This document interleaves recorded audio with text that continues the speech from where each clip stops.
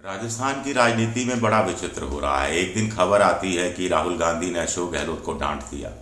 अगले दिन सूची आती है, पता लगता है कि अशोक गहलोत के ही 90% समर्थकों के नाम शामिल हैं।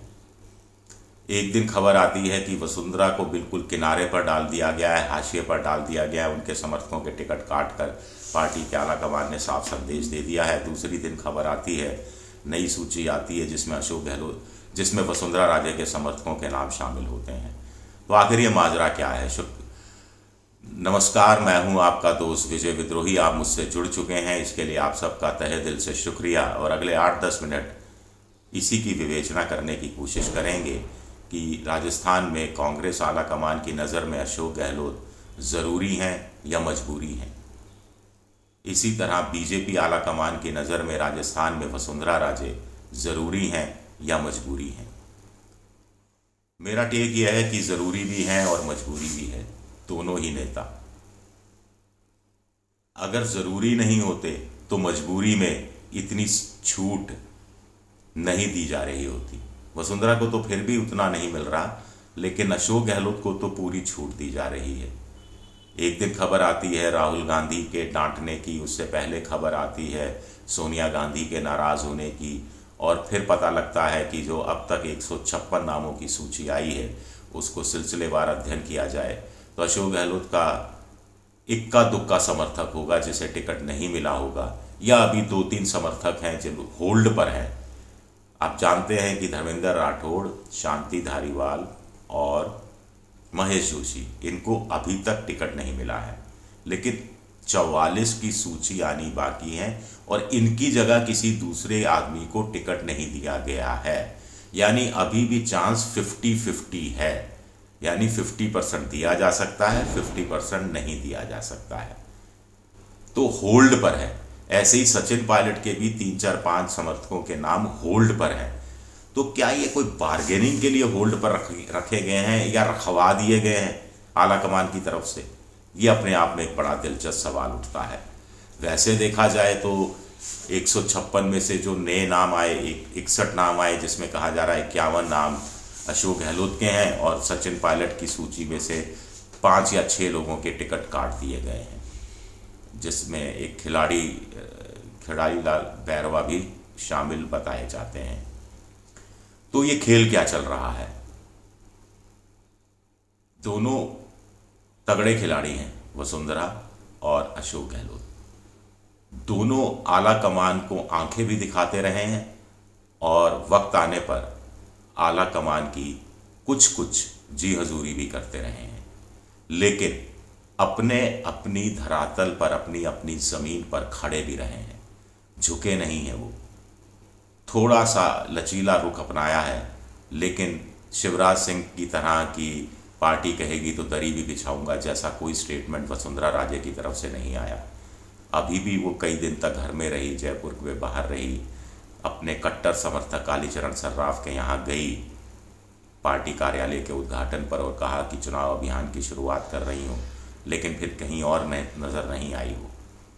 तो वो अपने इरादे साफ जाहिर कर चुकी हैं और वो जानती हैं कि अभी 76 की सूची आनी बाकी है। 124 में से उनके कुछ समर्थकों को जोड़ा गया है और 76 में से भी कुछ समर्थक हैं जो रह गए हैं, उनको टिकट मिलने का इंतज़ार कर रही है वसुंधरा राजे, और उसके बाद कोई कदम उठाएंगी ऐसा आभास भी दे रही हैं। कुछ लोग तो कह रहे हैं कि आला कमान को भी अब समझ में आ गया है कि वसुंधरा ज़रूरी भी है और मजबूरी भी है। फिलहाल तो चुनाव 2023 का विधानसभा जीतना है बीजेपी को, लेकिन नरेंद्र मोदी को 2024 का लोकसभा चुनाव भी राजस्थान से जीतना है, यानी 25 की 25 सीटें जीतनी है। और स्वाभाविक है कि एक ऐसे शख्स को ही मुख्यमंत्री का पद सौंपा जाएगा जिसको लेकर प्रधानमंत्री मोदी को लगे कि वो 25 सीटें दिलाने में कामयाब हो सकता है, और एक ही नाम है उसका बहुत हद तक। हालांकि लोकसभा चुनाव में आप कह सकते हैं कि प्रधानमंत्री का चेहरा चलता है, चेहरा बिकता है, किसी और नाम की ज़रूरत नहीं है, लेकिन फिर भी कुछ सीटों पर 2-4-5 सीटें भी कम पड़ जाए तो इतना भी जो अभी प्रधानमंत्री हैं वो इसका इतना भी कष्ट नहीं उठा सकते। इतना भी आप कह सकते हैं कि इसको वो रिस्क नहीं ले सकते कि 4-5 सीटें भी कम हो जाएं। ऐसे तो हर राज्य में 4-5 सीटें कम होने लगी तो 50 सीटें तो वैसे ही कम हो जाएंगी। फिर महाराष्ट्र में, फिर बंगाल में, फिर बिहार में, फिर यूपी में अगर इंडिया गठबंधन एक साथ मिलकर लड़ता है मजबूती से तो वहाँ तो करीब करीब 100 सीटें कम होने की आशंका व्यक्त की जा रही है। तो ऐसे में वसुंधरा को लेकर बीजेपी दो चुनाव के हिसाब से देख रही है, 2023 का भी और 2024 का लोकसभा चुनाव। राहुल गांधी भी कहीं ना कहीं अशोक गहलोत से भी यही उम्मीद कर रहे हैं। सबसे बड़ी उम्मीद तो ये कर रहे हैं कि उनके कहने पर ही चला जाए। थोड़ी सी डांट डपट हो गई, कुछ नामों को लेकर ऐतराज हो गया, कुछ नाम होल्ड पर रख दिए गए। 2-3 नाम थे जो राहुल गांधी की तरफ से थे वो क्लियर कर दिए गए। खास तौर से बताया जा रहा है कि गौरव वल्लभ जो कांग्रेस के प्रवक्ता है उनको उदयपुर से सीट देने में राहुल गांधी की बड़ी भूमिका रही, लेकिन इससे ज़्यादा छेड़छाड़ नहीं की जा रही। अशोक गहलोत की स्ट्रेटजी थी कि किसी का टिकट नहीं काटा जाए, मजबूरी में बहुत कम लोगों के टिकट काटा जाए, तो उस पर अमल हो रहा है। जो लोग चुनाव नहीं लड़ना चाहते थे तो उनके परिजनों को टिकट दे दिया गया। जो लोग बीजेपी से बगावत करके निर्दलीय दम ठोकने का बात कह रहे थे उनको पार्टी ने एक आध जगह टिकट दे दिया। बसपा से लाए हुए लोगों को टिकट दे दिया। निर्दलीय को जो जीते थे पिछली बार और समर्थन कर रहे थे सरकार का उनको भरपूर टिकट दे दिया गया। 2 सीटें बड़ी दिलचस्प हैं। एक तो देखिए पोखरण की सीट, वहाँ पर बीजेपी ने स्वामी प्रेम प्रतापपुरी को एक बार फिर चुनाव मैदान में उतारा है, जो पिछली बार पोखरण से कांग्रेस के उम्मीदवार साले मोहम्मद से चुनाव हार गए थे। तो इस बार वो मुकाबला दिलचस्प है। एक मुकाबला तिजारा में हो रहा है जहां अलवर के सांसद बाबा बालकनाथ को चुनाव मैदान में उतारा गया है। ये टफ सीट है। यहाँ से संदीप यादव का टिकट करीब करीब फाइनल था कांग्रेस की तरफ से, लेकिन उनकी जगह बसपा में शामिल हो गए और बसपा से टिकट ले आए इमरान को टिकट दे दिया गया है। तो ये 2 सीटों पर सबकी नज़र रहेगी। बड़ा दिलचस्प मुकाबला होने जा रहा है। कुछ लोग जो टिकट नहीं चाहते थे उनको टिकट दे दिया गया है। कुछ लोग टिकट नहीं चाहते थे उनके परिवार के लोगों को टिकट दे दिया गया है। कुछ लोग टिकट नहीं चाहते थे उनको घर बैठा दिया गया है। कुछ लोग चुनाव लड़ना नहीं चाहते, राजनीति छोड़ना चाहते हैं, तो उनको मनाने की कोशिश हो रही है। लेकिन 3 नामों पर आकर फिर मामला अटक जाता है। जैसा मैंने आपको बताया, महेश जोशी, धर्मेंद्र राठौड़ और शांति धारीवाल।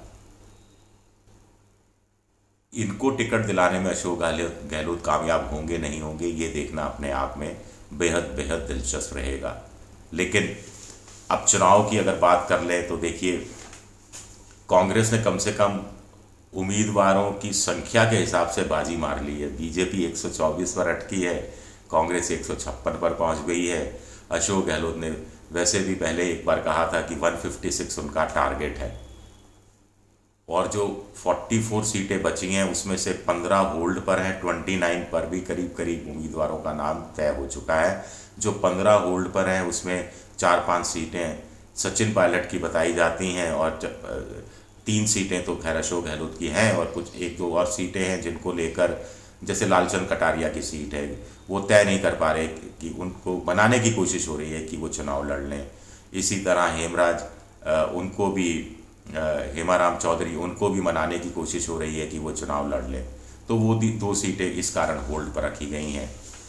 बीजेपी की समझ में नहीं आ रहा कि टोंक में सचिन पायलट के खिलाफ किसको लड़ाया जाए और सरदारपुरा में अशोक गहलोत के खिलाफ किसको लड़ाया जाए।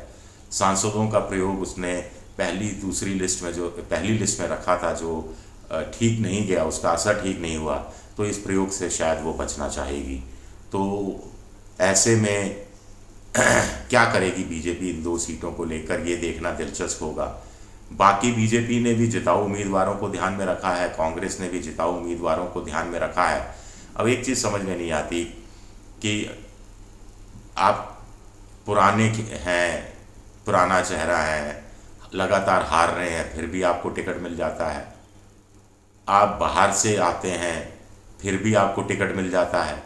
आप चुनाव नहीं लड़ना चाहते, फिर भी आपको टिकट मिल जाता है। आप चुनाव नहीं लड़ना चाहते तो आपके परिवार के किसी अन्य सदस्य को टिकट मिल जाता है। तो ऐसे में युवा क्या करेगा, युवा नेतृत्व को कैसे मौका मिलेगा? जो राहुल गांधी नई कांग्रेस बनाना चाहते हैं वो सपना कैसे पूरा होगा? जो नरेंद्र मोदी भी चाह रहे हैं कि नया नया, वो तो चाहते हैं कि हर 5 साल बाद चुनाव हो तो बदली बदली पार्टी, बदला बदला नारा, बदला बदला उसका रुख, बदली बदली रणनीति, बदले बदले चेहरे नजर आए, ताकि लोगों को लगे कि नहीं नहीं नहीं, ये 5 साल वाले लोग नहीं हैं, ये नए लोग हैं, इनसे नए तरीके से उम्मीदें की जा सकती हैं, ये नए सपने जगा रहे हैं, ये नई उम्मीदें पैदा कर रहे हैं। तो ये स्ट्रेटजी रहती है। लेकिन अगर स्थानीय छत्रपों के हवाले पूरी तरह से चुनाव सौंप दिया जाए तो स्थानीय छत्रप, मोटे तौर पर जो मेरा अनुभव है, वो स्टेटस को मेंटेन करने में यकीन रखते हैं कि जीत ही रहे हैं, फिर जीत ही जाएंगे, क्यों प्रयोग किया जाए, पुराने लोग हैं, कोई 15 साल से साथ है, कोई 20 साल से साथ है, कोई 25 साल से साथ है, कोई NSUI के समय से साथ है, कोई भारतीय जनता युवा मोर्चे के समय से साथ है, कोई ABVP से साथ है, कोई यूथ कांग्रेस के समय से साथ है। मैं दोनों पार्टियों की बात कर रहा हूँ। तो क्या नाराज़ किया जाए, 4 दिन की ज़िंदगी है। तो नया नहीं कर पाते, इसमें आला कमान की भूमिका फिर बड़ी हो जाती है, और उनकी भूमिका किस रूप में अब सामने आ रही है ये देखना भी दिलचस्प है कि वसुंधरा भी ज़रूरी है और मजबूरी भी है, और अशोक गहलोत भी ज़रूरी भी हैं और मजबूरी भी हैं। क्या कहा जाए। शुक्रिया आपका, बहुत बहुत शुक्रिया।